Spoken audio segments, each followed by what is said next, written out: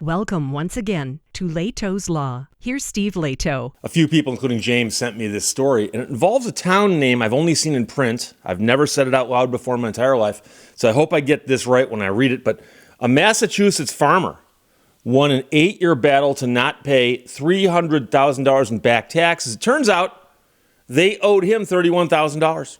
So, occasionally you hear about these fights where the guy just thought, hey, I don't want to pay this money. Found out, oh, wait, it turns out they owe me money. So Maury Beckman wrote this from MoneyWise.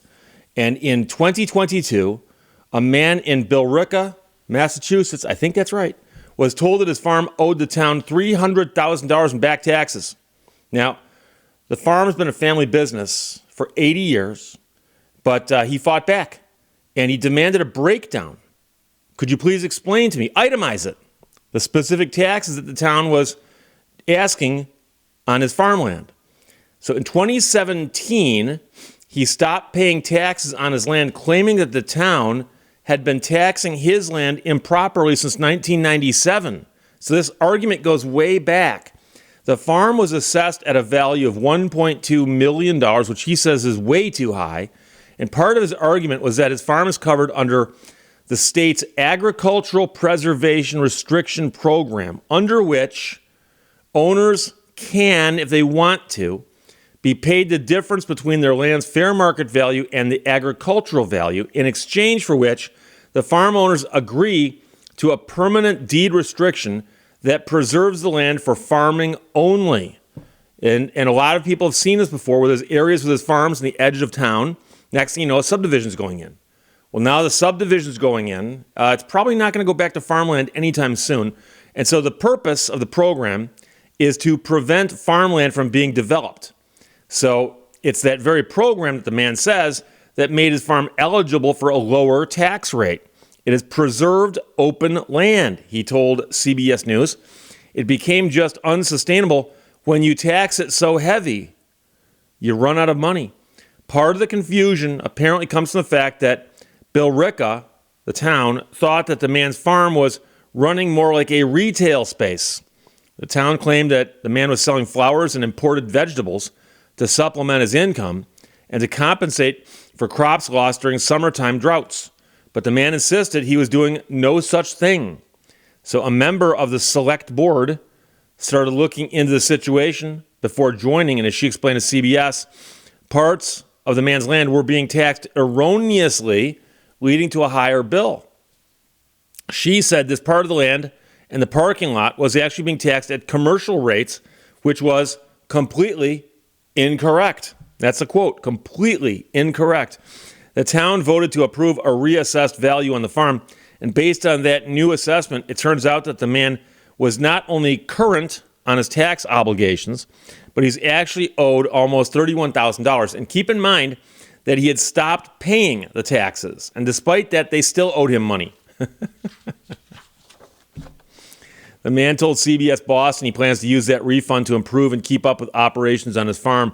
We'll probably purchase some supplies and pay some bills. Hopefully, we will be able to run some of the fields a little better now.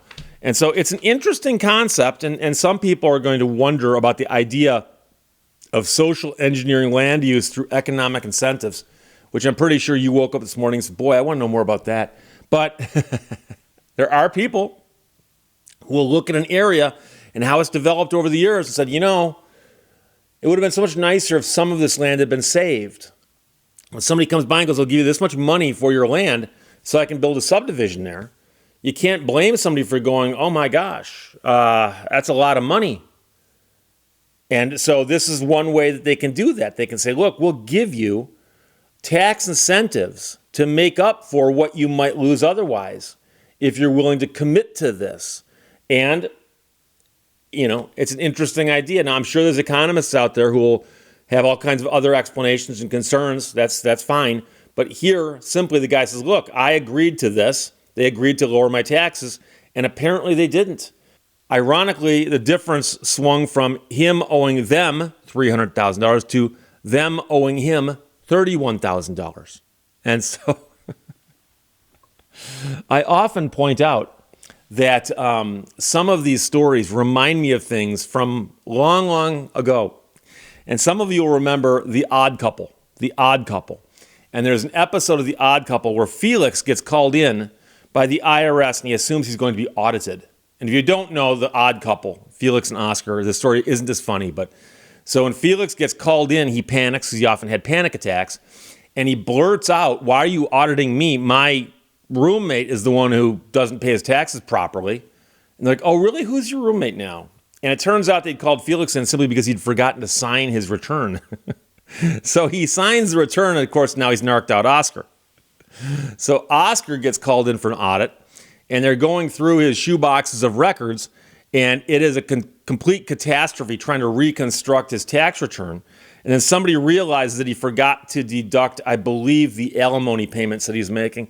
And so I'm not making a commentary here on the IRS or the U.S. tax code. I'm simply pointing out that this story about the guy being told he owes them money and it turns out they owe him money actually has been done before on The Odd Couple years and years and years ago. So that's quite a while ago. I'm also fascinated by place names and Billerica, which I believe is the correct thing. I found two different places that said that's how it's pronounced. Of course, it looks like Billerica, and there is an E there that apparently gets dropped by the locals to just become Billerica. Billerica. And again, I have no idea where it came from name-wise, but I'm fascinated by these things. But yeah. And one other thing that's important to note, and I grew up in a city called Birmingham. And Birmingham is a suburb of Detroit. It's a little ways out. It's one county over. But when people from around the country say, "Where'd you grow up?" I say Detroit, even though I wasn't growing up in the within the boundaries of Detroit. But Birmingham, of course, was a town with a downtown center, and there was no farmland in Birmingham. Birmingham had no farmland. So the most I knew about farms was way out, way far, far away. I didn't know anybody who lived on a farm or owned a farm. I knew nothing about farms in that respect. When I went to my first job in radio, I worked in Bad Axe, Michigan.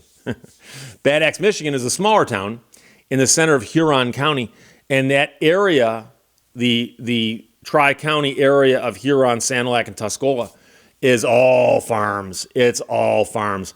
So, in town, they've got a couple used car dealers. On the edge of town, they got a couple tractor and farm implement dealers, okay? And when I was on the radio, half the ads I bet we ran were speaking directly or indirectly to farmers.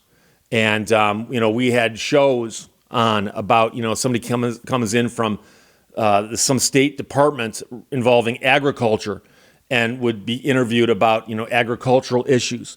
And I remember us running these little short reports in the news where somebody would call in and say things like, "Okay, to the people who've got the soybeans in the fields, here's what you need to know. If you've got corn out there, here's what you need to know." It was so strange going from the purely city environment going to the agricultural environment.